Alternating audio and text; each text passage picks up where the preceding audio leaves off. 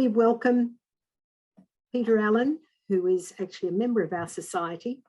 He's going to talk to us today about Jewish soldiers, probably something about Fromelles, and something generally about the soldiers and the servicemen and women who he's been researching and helping to restore their stories and their memories for all of us to be able to find in the future. Peter, welcome, and the floor is yours. Oh, okay. Thanks very much, Barbara. I'll share my screen. Welcome and thank you, Barbara, for inviting me to speak to the Australian Jewish Genealogical Society, plus a few other guests, possibly Zooming, in fact, indeed, Zooming from interstate, as well as even overseas. So shalom, shalom from Jerusalem.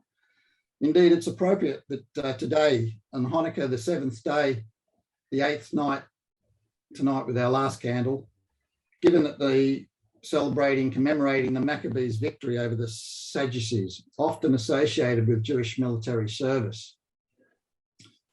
I will show you some of the research resources while speaking about particular individuals as examples, so you can more readily undertake your own investigation and hopefully story writing of your family's military ancestors as well as others. First, for some context, I'll play the introduction to the Anzac Centenary service held at the Great Synagogue in 2015 and talk over occasionally with some background information.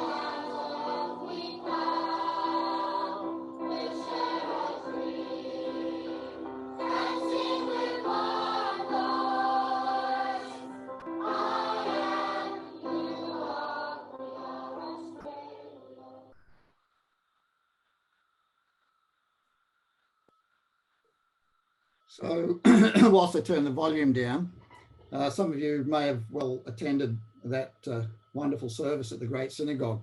There were over 1,100 attendees, including the Governor of New South Wales, Prime Minister Abbott, and many other dignitaries. Everybody knows that Jews were victims in World War II, but few know about the Jews who fought and helped defeat tyranny, the Nazis and the Japanese. Some 1.5 million Jews served in the Allied armies of World War II, but there's even less spoken about the more than 1 million Jews who were in the military in World War I, perhaps because over a third served in the German and Austro-Hungarian armies. Research prior to the approach of the centenary of Anzac was largely conducted by Russell, Stern and Hirsch. Some of you might be familiar with the Centenary of Anzac Jewish program, which I launched in 2012, supported by the Executive Council of Australian Jewry, Australian Jewish Historical Society and the Federation of Australian Jewish Ex-Service Men and Women.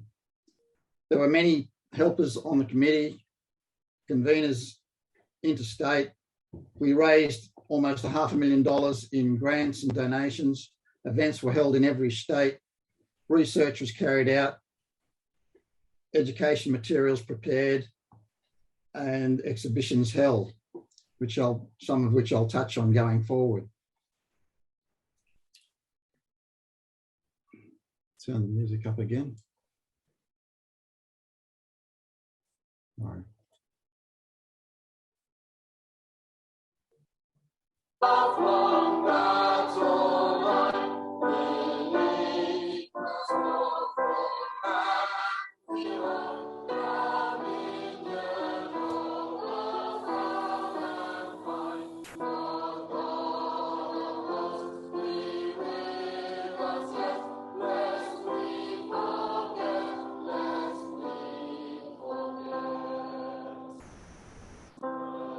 So I'll fast forward a bit to 6 minutes. Sir John Monash, who we'll briefly touch on.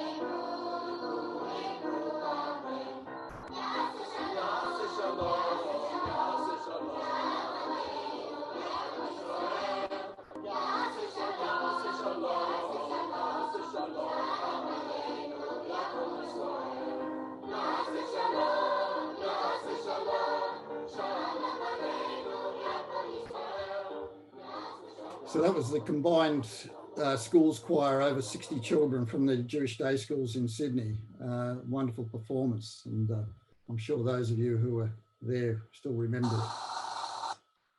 Okay, so I started on this path back in 2008 when I read the biography of Sir John Monash by Roland Perry, The Outsider Who Won a War. And then, as I'll detail later, got interested through Fromelles. One of the main outcomes of the Centenary of Anzac Jewish program was the publication of Jewish Anzacs by Mark Dappen, which work commenced in 2013. And eventually the book was published in 2017. Of course, it came on the back of the original source books by Harold Boas in World War I, Australian Jewry's Book of Honour, and the book by Gerald Pitt, the equivalent book, Australian Jewry's Book of Honour, World War II. And a great deal of research was done, as is mentioned, by the likes of Ben Hirsch of AJGS and Russell Stern, immediate past president of the Australian Jewish Historical Society.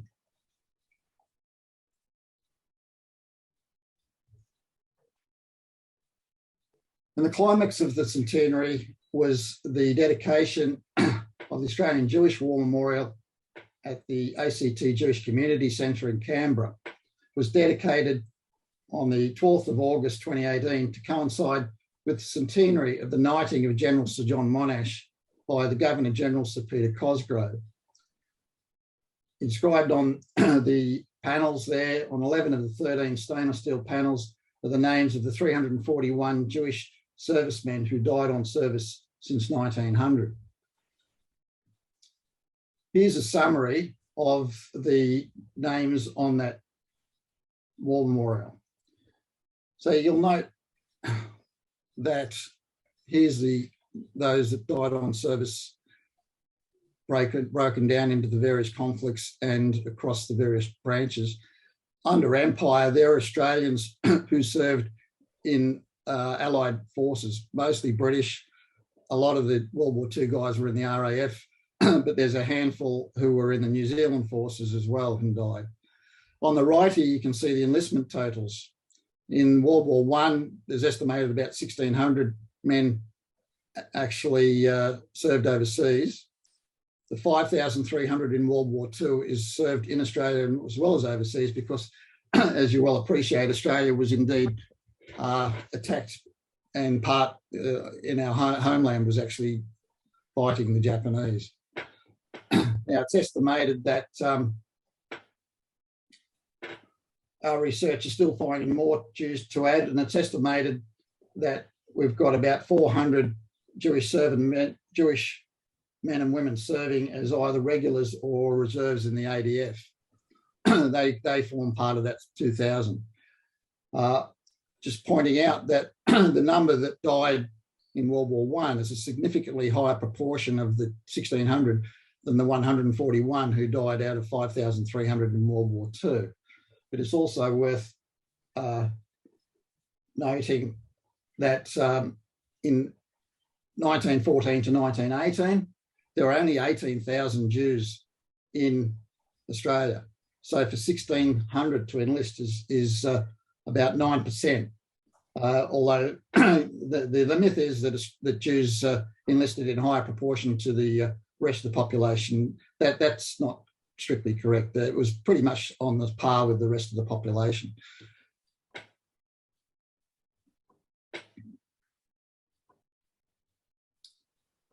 For curiosity, I've put up here a couple of World War I recruitment posters targeting the Jewish men in Canada and Britain. You can see they're written in Yiddish.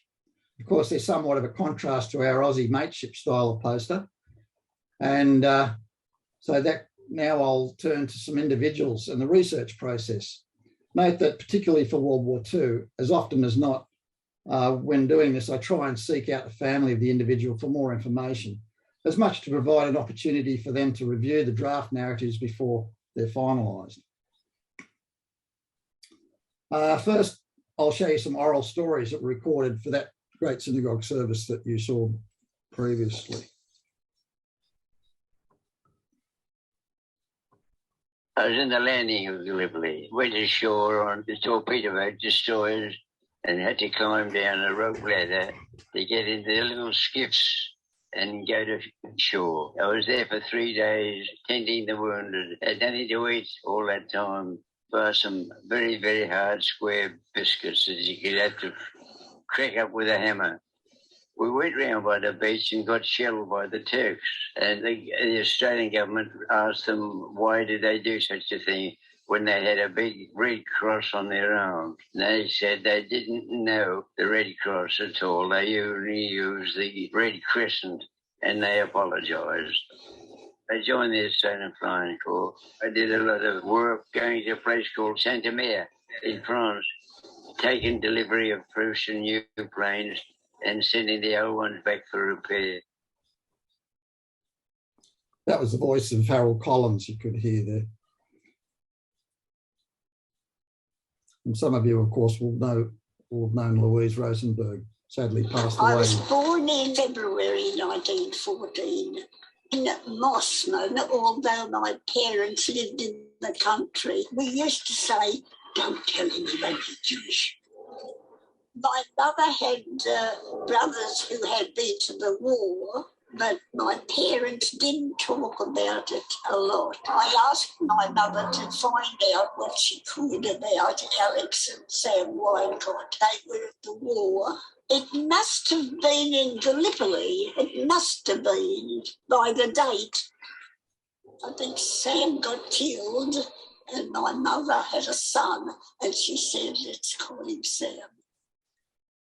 My mother's brother, Abraham Winecott, I did meet him and he was very reluctant to talk about it. When I would say, tell me about the war, he'd say, I'm quiet, I'm quiet. So I don't know if you could hear, she says barbed wire. That's all he said, barbed wire. So the 3 Weingots who died.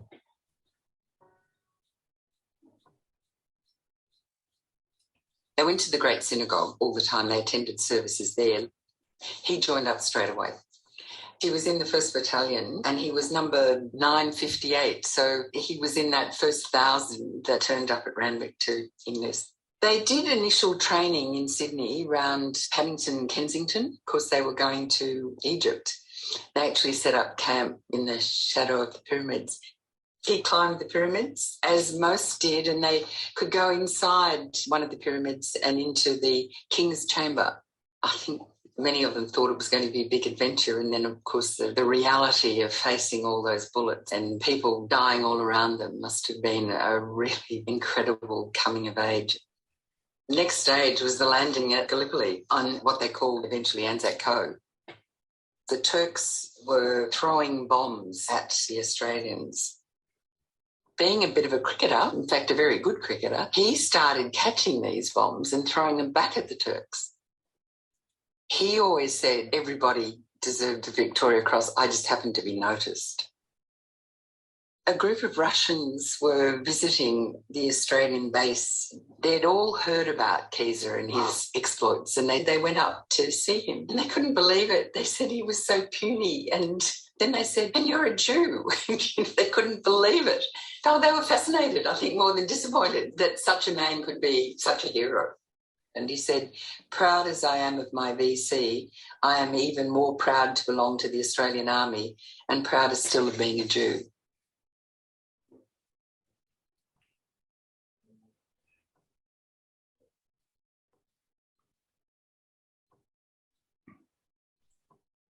So, next slide.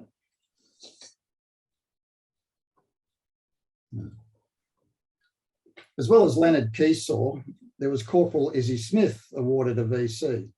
Some argue he was the first Australian to receive a VC. The allegedly Egyptian-born Jew spent 2 years in Australia before returning to serve in the British Army. And the day after the Anzacs had landed at Gallipoli, was recognised for outstanding bravery at Ypres in Belgium. He settled in Melbourne after the war, and 106 years later, his granddaughter is just about to release his biography, which reveals his true story. Indeed, I noticed Leanne's zooming as we speak, so wonderful to have you aboard, Leanne. Now, I'll start by showing you the way around the primary source of information on Australians, the National Archives website. And hopefully this will work. I'll bring this up on the screen. There we go. Look at that. Right. And so if we go to record search, I'm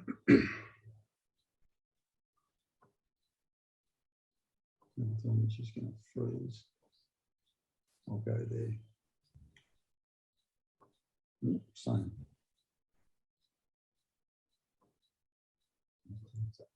And we go to name search.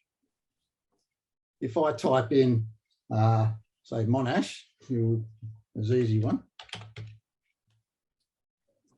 and we just do, and then we can choose first names and category of records. Well, in fact, in Monash's case, let's just go to World War I, because you'll probably find a lot of others. But anyway, and straight away up pops Monash's record. We can click on digital view. And here you go, there's Monash's record digitised, all for free. All the World War I records, in fact, are digitised for free. And then the World War II records, most of the guys who didn't come back, and I think all the Navy and most of the Air Force have now been digitised. And to their credit, the National Archives are actually progressing to digitise all the World War II records.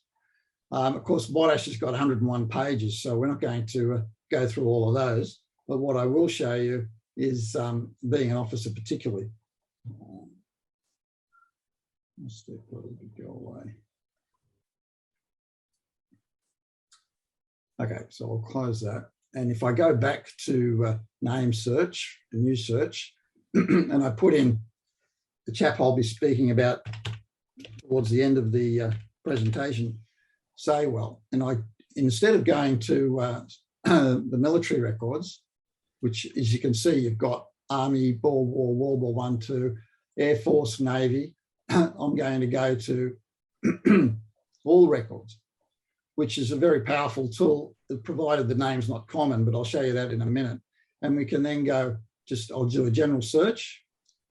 Up pops all these records, but only a few of them are digitized. So all I need to do is click on here, digitized item, and straight away it filters all the digitized items first. Okay. And then if I go, this is actually Saywell's brother, George, the one that we'll be talking about. And so he was in the Air Force, 67 pages. Actually, I don't know that is his brother, but that's neither here nor there. Okay, now if we go back again, we could go to advanced search. And what a lot of people don't realise, all you've got to do is click on items here.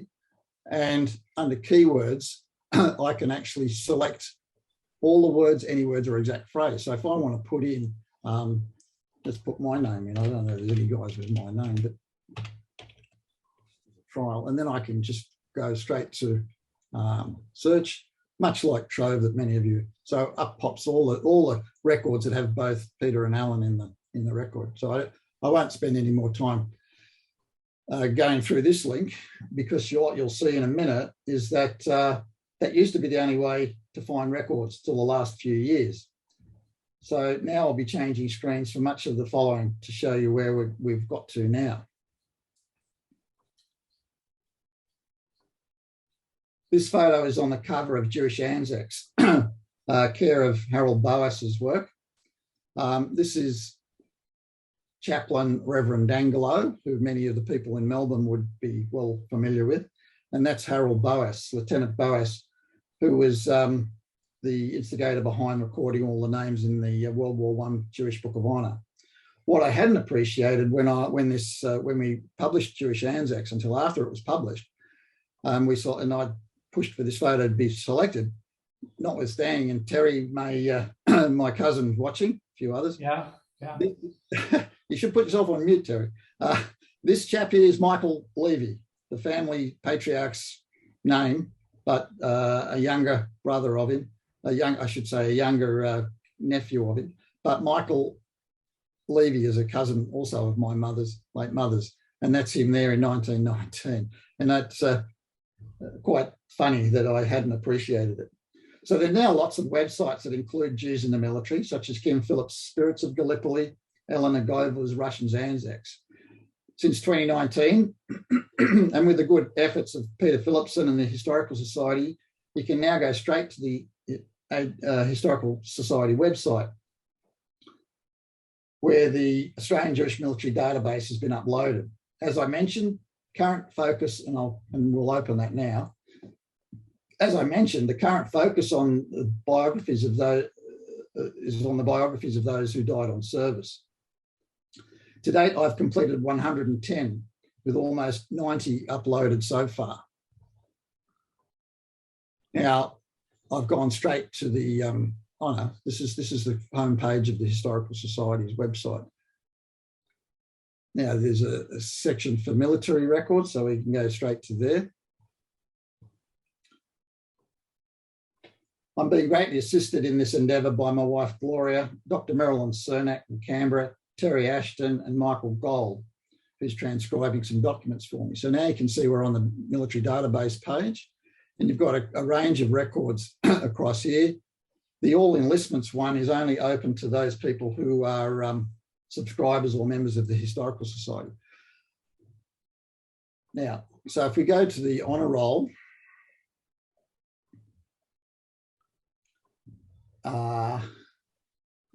which will come up here, what you can do is search by alphabet, and you can sort them that way. Or what I more frequently, and for people who are just interested in their bios, you can just click on bios, and up, I think you've got to click twice, and up pops all those chaps whose biographies have been uploaded so far. So you could click through and find, but you can also search by name, which I think we'll be doing in the next screen.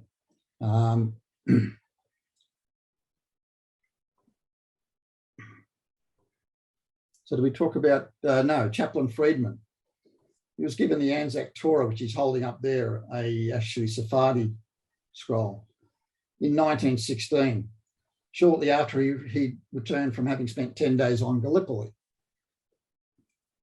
He then went on to serve on the Western Front, returned to Australia in 1917. That Torah is held in high esteem by the Perth Hebrew congregation where he returned to, and they bring it out every Anzac Shabbat. So turning now to the Battle of Fromelles on the Western Front, which is close to my heart. That's why I became involved in this back in 2008. It was the terrible tale of 5th Division, the Australian Army, on the 19th to 20th of July 1916, in the feint or diversion to the main battle of the Somme, attacked the German army in French Flanders. 2,000 Australians were killed. It was Australia's and Australian jury's worst 24 hours. 10 Jewish men were killed in that battle. In 2009, I discovered that 2 of my relatives fought in that terrible battle. My mother's cousin, Lionel Levy, being one of the remaining 9 lost Jewish diggers of Fromelles, and her uncle, Maurice Phillips, who was awarded a DCM there, second only to the VC, and hence that's how I got my middle name. Lambus and Gleesos was paramount in uncovering the story of the lost diggers.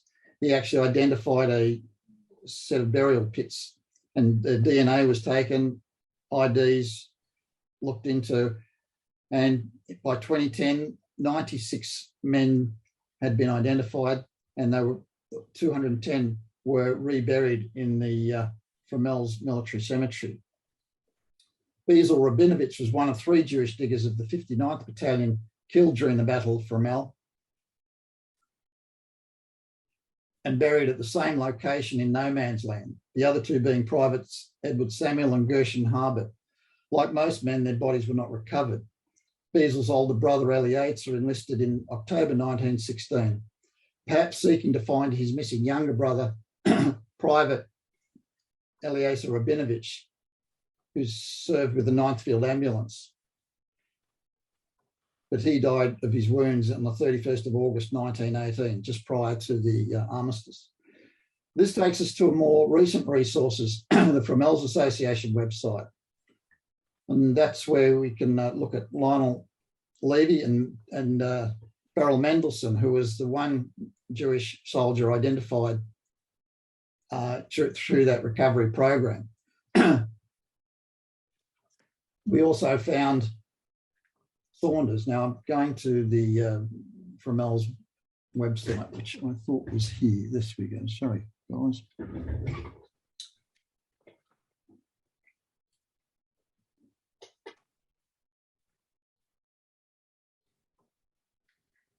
So this is now the Fromelles Association's website, which, here we go, sites of experience and error. It's might be chewing up too much. Oh, sorry about that. Okay, so let's just look for Mendelsohn here.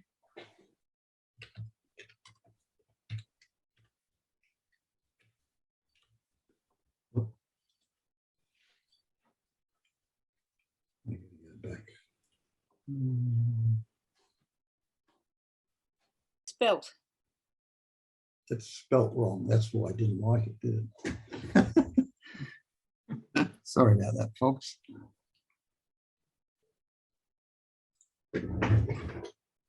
Typo. I should have let it just go the first few letters. It doesn't need them all.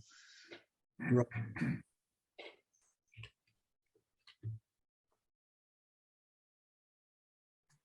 Okay, so I can just click on bio.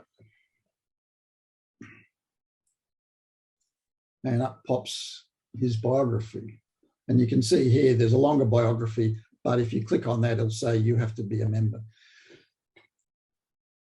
So, screen's getting all funny. Right. So, Beryl Mendelssohn was served initially at Gallipoli, and then he went to the Western Front and was killed in action at the Battle of Fromelles. He was the only, as I say, he was the only Jewish soldier who's been identified amongst the 250 who were recovered from the mass burial pits.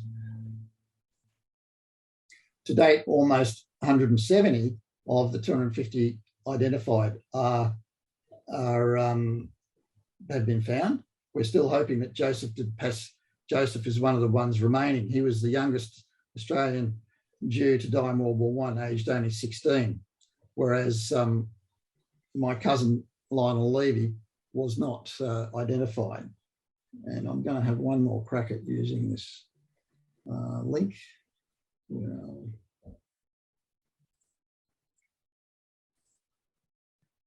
see if it works. Whilst that's going, we've got Saunders was a chap who died of wounds. No, it's not going to work. Sorry, guys, there's too much happening.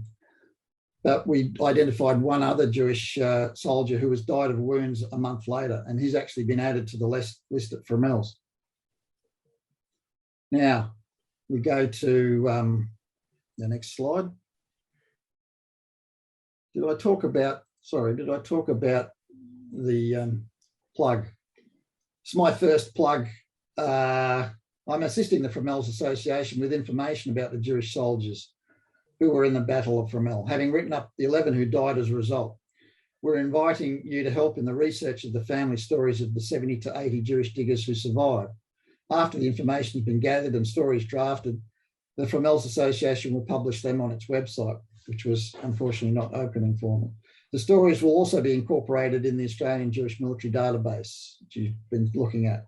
Already, Barbara Simon, Alan Nathan and Jade Lashevsky are taking this great opportunity to enhance their research skills and practice creative writing. So please contact Barbara or me if you wish to help.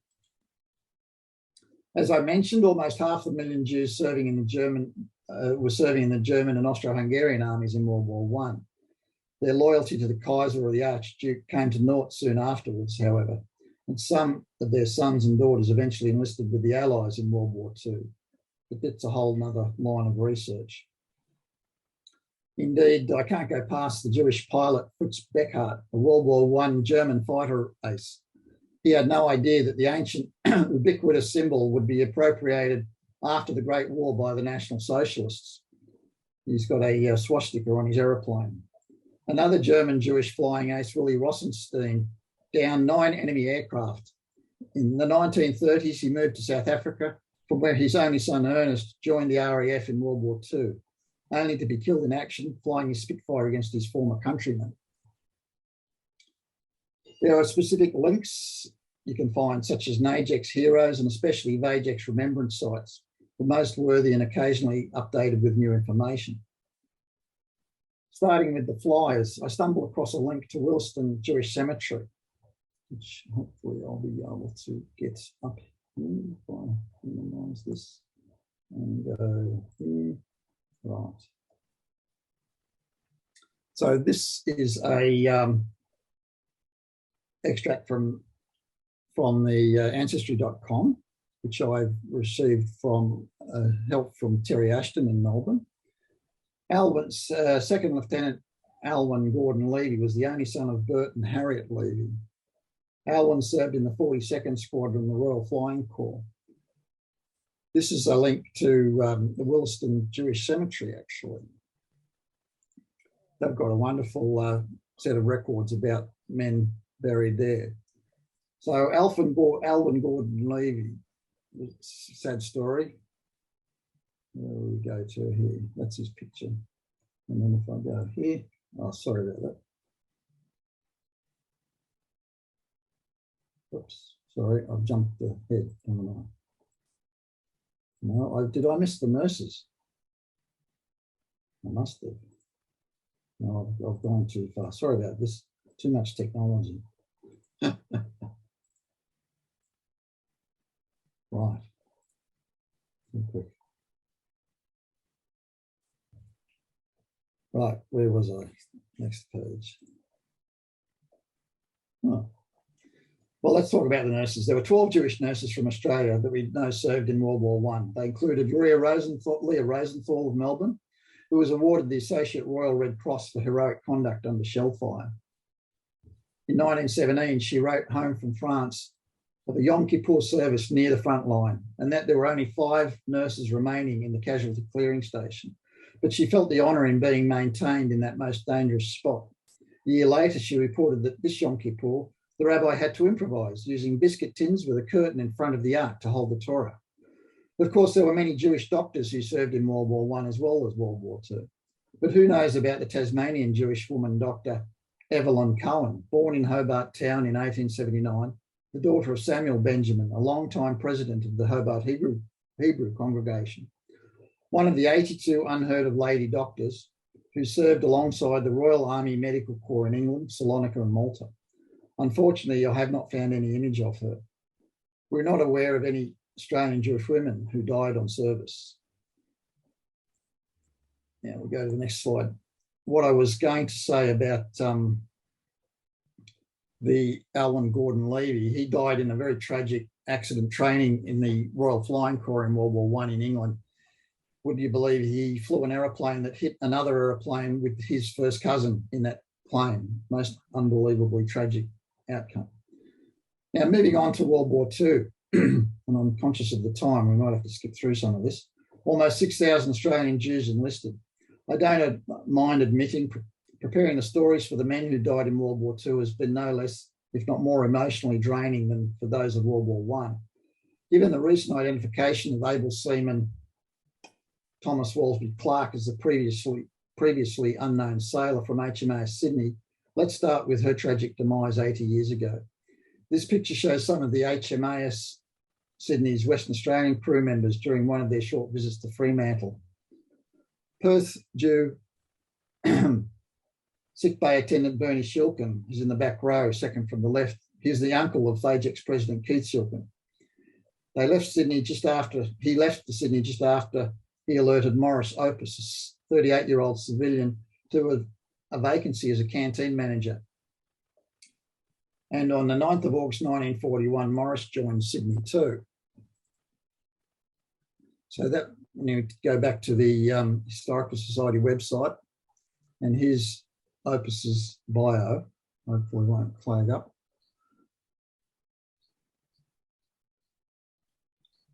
So this is Morris Opus photography. And what we've got here also is, as you might have noticed, there's some images, which I'll click through.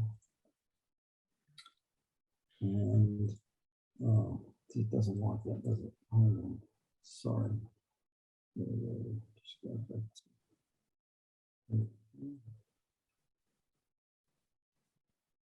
Right. As you know, the Perth went down off the coast of Western Australia with all hands, sunk by the German raider Cormoran. There had been speculation. The Sydney, said the Perth. Oh, sorry, it was the Sydney, I beg your pardon. There had been speculation that the body reinterred from Christmas Island to Geraldton was Opus, perhaps. But that's proven not to be true. There was another Jew, 19-year-old steward Lionel Rothbone, also Perth born.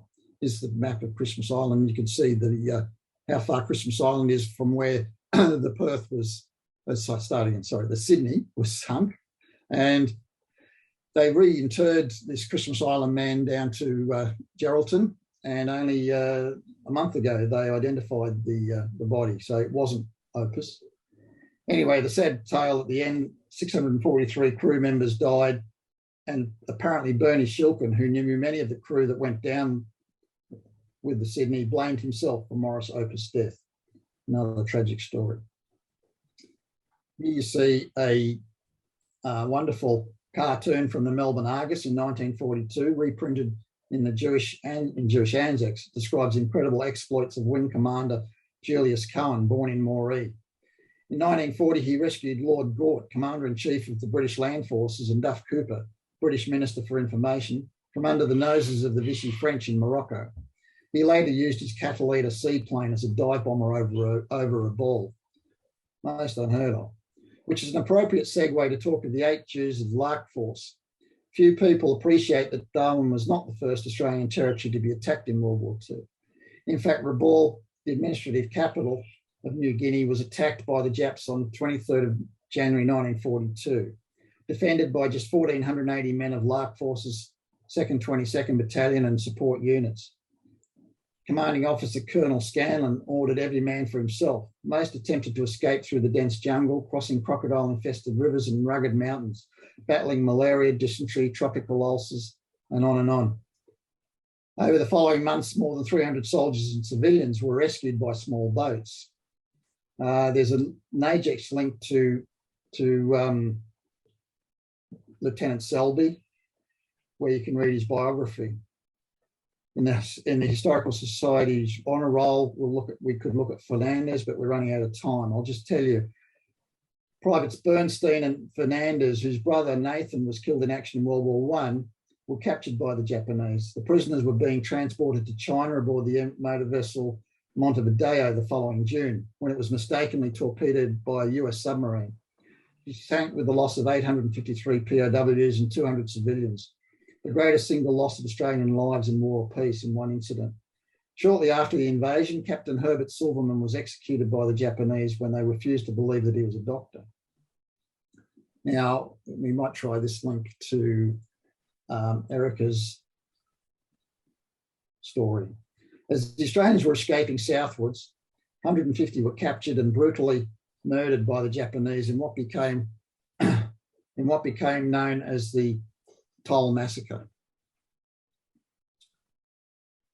Erica Savini, his great-grand-niece, wrote a beautiful PhD and book about Leslie, and tragic story was he was amongst those 150 chaps who were executed or murdered by the Japanese. Indeed, we might be fortunate Erica might do a presentation for the Genealogical Society if we ask her nicely. That's the horrible scene at Toll.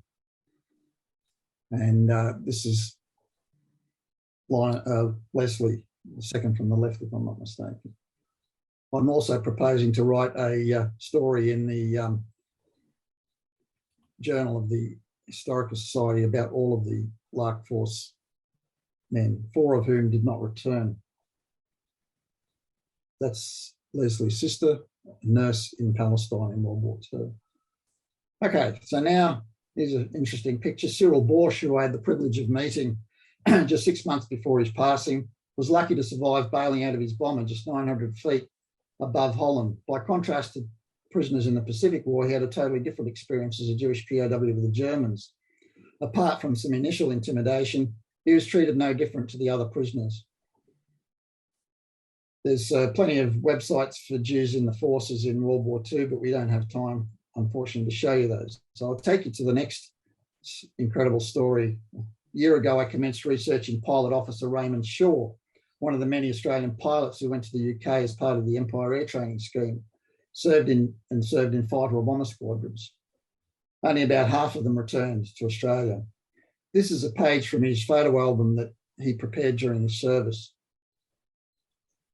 And that's a drawing of a fighter plane that he himself did. Now, his story on the Historical Society's website of Ray Shaw. Sadly, his headstone was erected with he was shot down over Libya, as I was mentioning to some people before. And so here's some wonderful photos. It's training of that group of men who were in Ontario training, less than half returned to Australia. He drew these wonderful maps of his adventures. That's him, the tall chap on the left, and the typical young men mucking about. And wonderful artwork that was done in memory of his actions. He was a desert he was a boomerang club. He walked back from behind enemy lines with a number of other squadron members. And here he is in his fighter plane with his girlfriend's fiance's name marked on the side of the plane with 2 kills. Sadly, his headstone has a cross on it, not a star, which his parents wanted, and we're now in the throes of appealing to the Commonwealth War Graves to get it corrected. Which takes us to Operation Jacob, named in honour of this chap, Jacob Sorsky. Some of you may have seen the article in the Australian Jewish News. 13-year-old Jacob Sorsky from a poor Jewish family in Liverpool was known as Jackie. He ran away to sea in early 1940 and joined the Merchant Navy under an assumed name, then jumped ship when he landed in Australia. 2 years later, after falsely enlisting in the Australian Signal Corps and training as a motorcycle dispatch rider, young Jackie died on the 25th of March 1942 from critical injuries resulting from a collision with a bus in Melbourne. Aged 15 and a half, he was likely the Army's second youngest soldier to die in World War II. Although Jackie's parents were advised of his death the next month, with Liverpool ravaged by Luftwaffe bombings and the fog of war, contact with the Army and War Graves authorities was lost.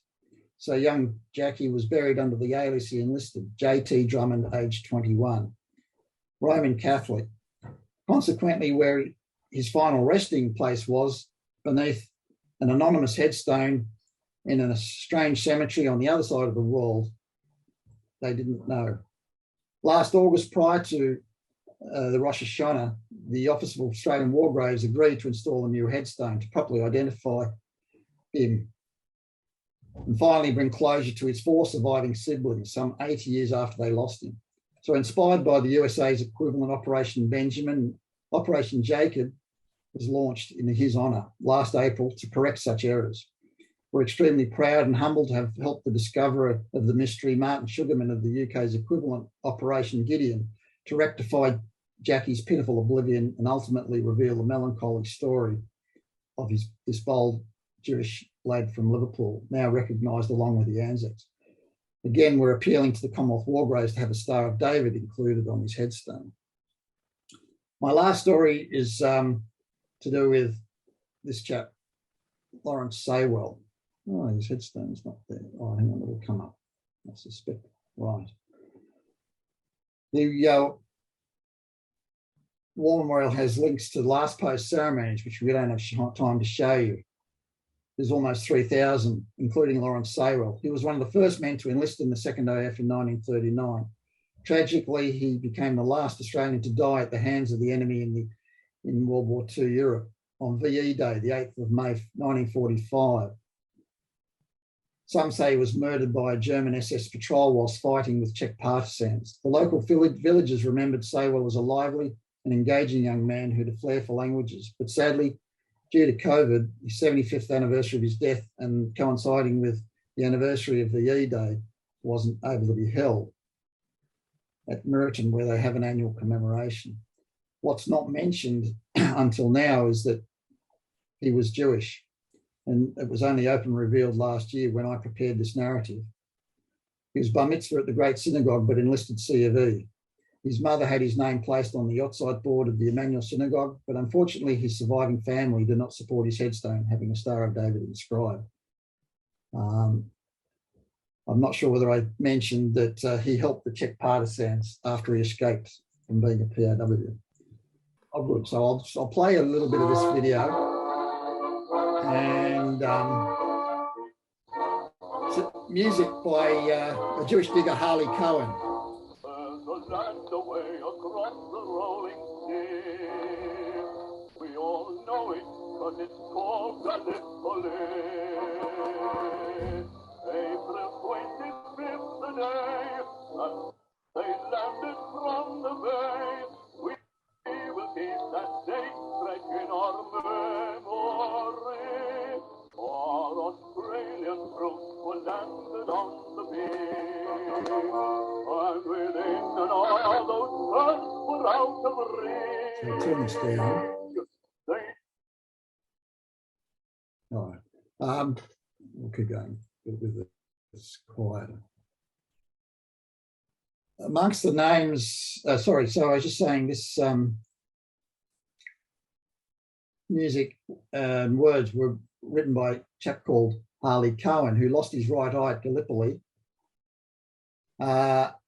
He wrote the patriotic song and went on to form what was called the Gallipoli Strollers, touring Australia. He joked that between himself and another digger who lost his left eye, they could see perfectly well.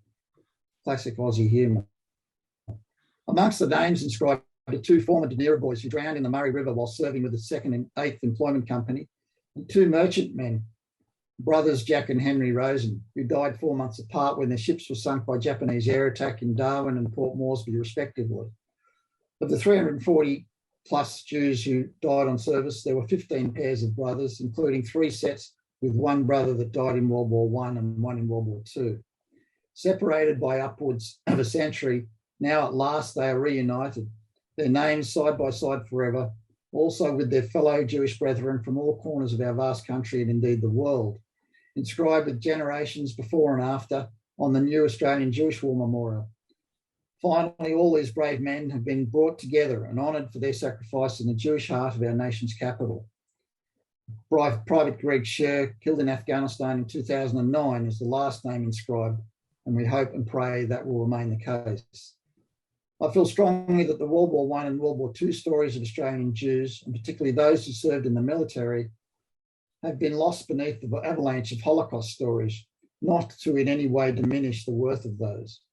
There are several reasons for this, I believe. After World War I, everyone wanted to get on with their lives, and veterans' memories were still too raw, similar to the survivors of the Shoah.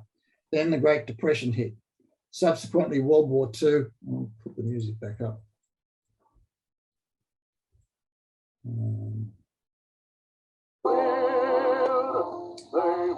Then the community was busy absorbing refugees from Europe, and particularly for the Jewish veterans.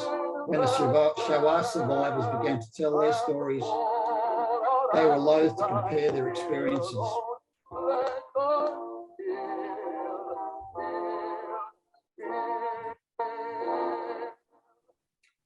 So if there was little communal interest in Australian Jewry's role in World War II, there was even less interest in World War I. That's why I'm so passionate to tell the stories of these men and women. So thank you for your attendance today. As I mentioned, I'm seeking assistance with the research of those men and women who returned to Australia, currently most especially starting with the Fromelles men. Please contact Barbara if you can help or would like a copy of a summary of Australian Jewish military web links that I've prepared. And if there are any questions, happy to answer questions. Okay, so I'll stop sharing my screen. Is that right, Barbara? Please, if you would. There we go.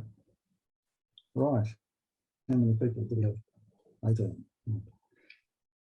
Oh, sorry about the technological glitch, but it actually turned out that I wouldn't have been able to show them all anyway, even though I did trial it on Friday. I invite anybody who has questions to unmute themselves and ask away. Raise your hand on the little doodad down the bottom. Agnes, thank you.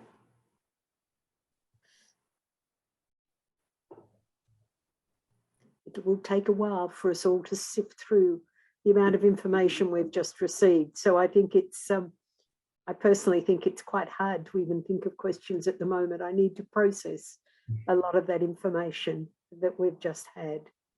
Sarah, please. Hi, yes, I just wondered if you also want to do any research into Jewish service people in the Army Reserves or Reserve Forces after the war. Well, Mark in his book has mentioned some post-war people, but he just skips over. He's got very little. I was in SUR. There were 20 people when I was there. Yeah, look, I'll let you write that book. As I said, I'm focusing at the moment on the on those that didn't come back, and there's 340 of them. There's 6,000 who did full-time service. So definitely, Sarah, there's an opening for you. I'll let someone else write it, but I just wondered. No, I'm sorry. The only comment I can make there is that as a civilian steward in the for the Sydney University Regiment, when they were training up at Singleton back in 2000, back at last century, I served the head of the CMF as it was then. I happened to be General Paul Cullen, who happens to be Jewish, and managed to spill soup over his aide de camp. So that's my. I met him, and his son was in SUR when I was there. And he got sick on the bivouac. I fed him in hospital. So next question, please. Anything? No. Leanne, would you like to say something? You're on mute. Thank you. Hello, everybody. That's amazing amount of work, Peter. It took me 2 years to write about one, and you are doing 340. So I don't know how you're doing it. Are you going through, I know with the NAA records, not all of them are digitised. Are you going there and requesting the records, the ones that aren't? As I mentioned, all of the chaps who had, all of the World War I records are digitised. I found 70 odd Jewish records from World War II hadn't been digitised. So with the good efforts of the Historical Society and a government grant, we managed to get those digitised at a discount. So all the Jewish servicemen who died on service, their records are digitised. What you're saying is that there's a lot of undigitised records which belong to men and women of World War II and later that aren't digitised. But as I said, the government's actually throwing money now to get that happening, I think, within 2 or 3 years' time. Right. So it is actually happening, but you can pay for it yourself if you want. Yeah. So in my situation, I've just written the story of Sergeant Izzy Smith. There were 11 records on NAA, but I found 400 when I actually got there and got the original copies. Wow. So that slowed me down quite a bit by the time I went through all of that. So sorry, Lydia, granddaughter of Izzy Smith VC, yes. was actually in the British forces. So, but you're still looking at Australian records as well? Yes, there are Australian records for him because he spent the rest of his life here. Right. So he is in bits and pieces in various museums, but only patchy records. Right. And you've proven that he wasn't in the expeditionary forces to German New Guinea. No, I haven't proven that. I went. The book is about trying to sort out what's real and what isn't real. So I was able to substantiate a fair bit of it, but there's still a bit of mystery around various things. So he was believed to have been part of that very first expedition to dispose of the wireless that was part of those German forces. But I can't find him on any records, on any ship. There's lots of speculation that he was there. There's also some evidence that he was in other places and couldn't be there. It's impossible to nail down. I've gone through Navy records. I've just gone through any records I could possibly find, and I haven't been able to prove one way or the other whether he was there or not. However, what I did find, which was absolutely extraordinary, was in the family's possession, hand-typed record of the sinking of the SS Emden. Now, somebody was on the ship and was part of HMAS Sydney when it attacked the SS Emden, and this is an eyewitness account, and it's a hand-typed account of it happening. Why has he got that? Did he write this? Did he get it from? How did he get the record? I can't explain it. So I can't tell whether he was there or not and whether he wrote it or not. He might have been travelling, just for everybody. Izzy Smith was born in Britain, served in the British forces, came to Australia, wanted to enlist, but was told he had to enlist back into the British Army. So he found his way back to England. I suspect he might have been on that first convoy with the Australian soldiers who were going back to, well, they thought they were going to the Western Front too, but they stopped in Egypt to train, and rather than continuing on to France, they actually diverted to Gallipoli. But he may well have joined the British forces in Egypt, which he would have known well, having grown up there. And so that may well be the case, that he was actually on board with the first convoy, with the Australian troops going to Egypt. Well, there's a whole story there about which ship he was on. Yeah. He wasn't actually born in England. He was, I believe, he was born in Turkey. So he fought against the Turks. I don't know what he thought about that. But there's a whole lot of interesting stuff there in that story. But The book's just been published. Just a good plug. Are you coming up to Sydney to do a launch? yes, I will be.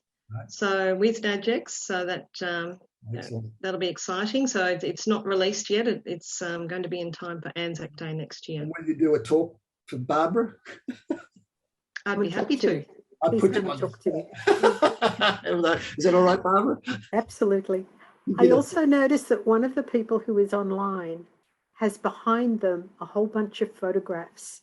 I'd love to understand what those photographs are and who you are. Thanks. Good on you, Shalom. Thank you very, very much, Peter. I enjoyed that presentation very much. And this is actually our first opportunity to see each other live, at least in 2 dimensions. My name is Shalom Lamb, and I'm the CEO of Operation Benjamin, which is your Operation Jacob's counterpart in the United States. And we're a younger organization. We haven't been doing this quite as long, but we've had a fair amount of success. I can only say the amount of effort that goes into these projects is extraordinary, but there's nothing more satisfying because these soldiers can do nothing for us.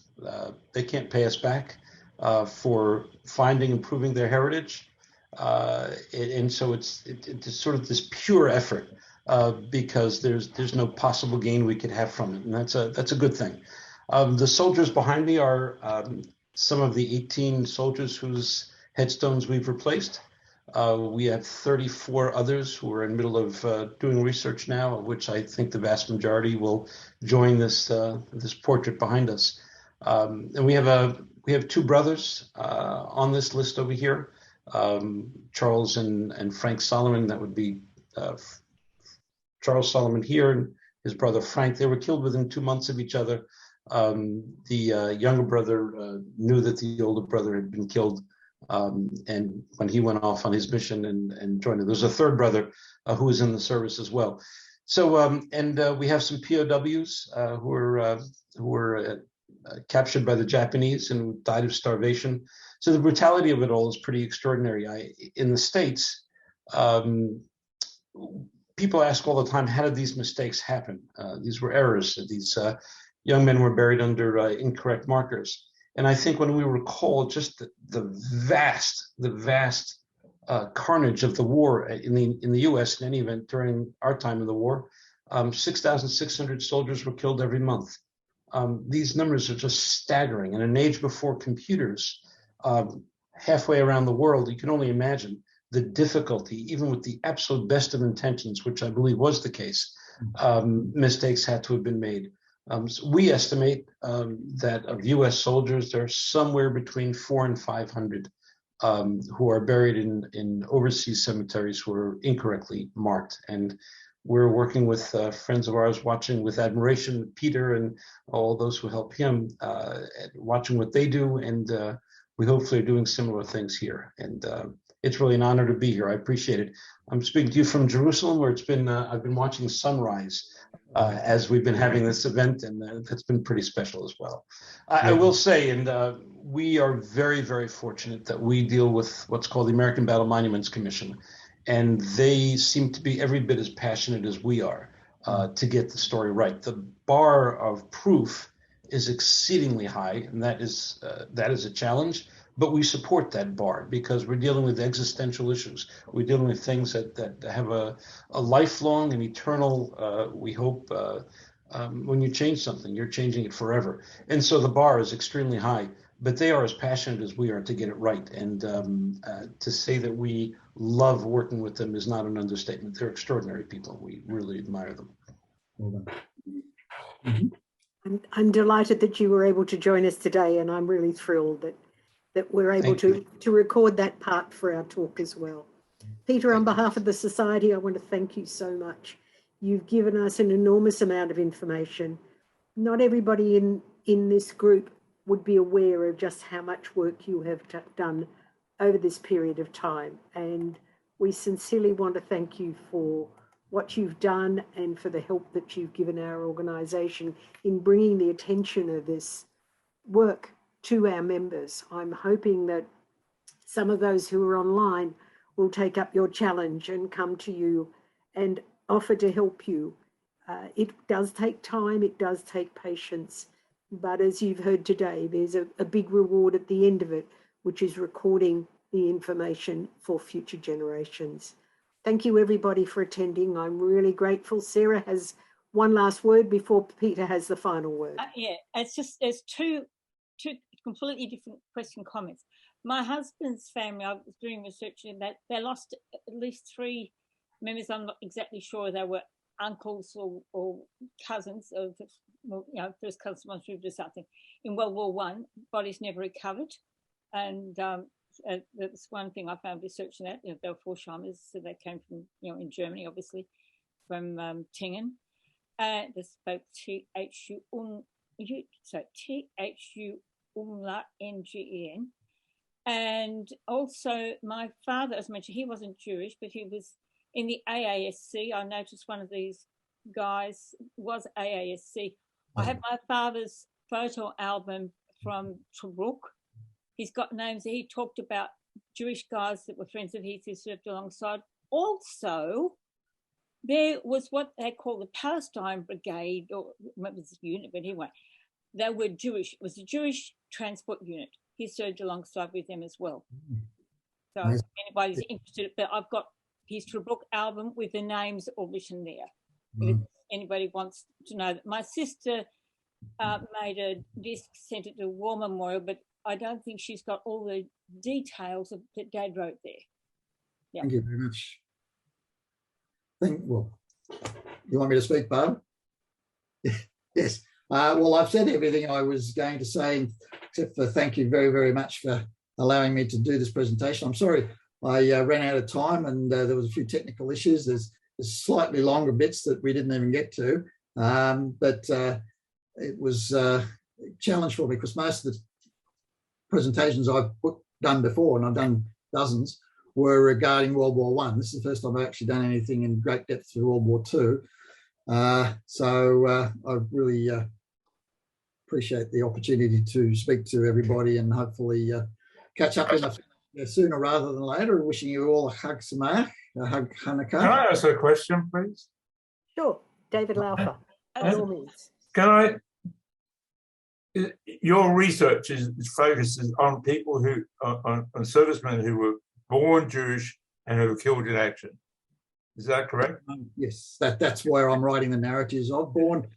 Either born in Australia and served either in Australian or Allied forces, or served in Australian forces and were born elsewhere.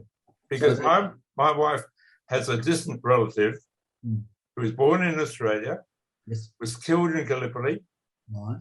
Mm-hmm. His father was Jewish. Ah. Yeah. Yes. But his mother wasn't.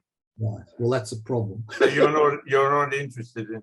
If they identified as Jewish. And no. Well, then unfortunately, and Russell Stern was the lead with this, and I believe Ben Hirsch as well.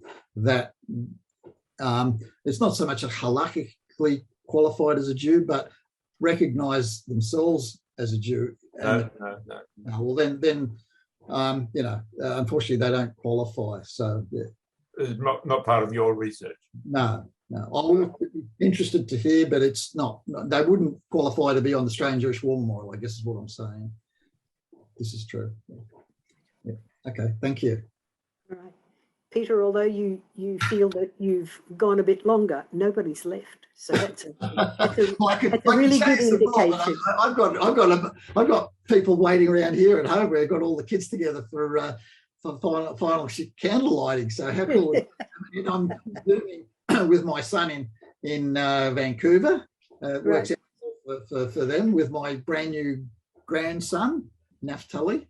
So I'm delighted to be able to catch up with them. Yeah, we're thrilled for you that you have a new addition to your family. Yes, thank you very, very much. Yeah. Thank you. Okay. Anyway, everybody, I'll let Barbara wrap it up. I am going to wrap it up unless there is still somebody who wants to say something, I'll say thank you very much. Thank you for getting up at 6 a.m. in Israel. Really appreciate you joining us. To all of those in Sydney, Australia and outer lying areas, thank you for joining us this afternoon. It's been a really interesting talk. Bye, everybody. Thanks, Barbara. Thanks, Peter. Bye.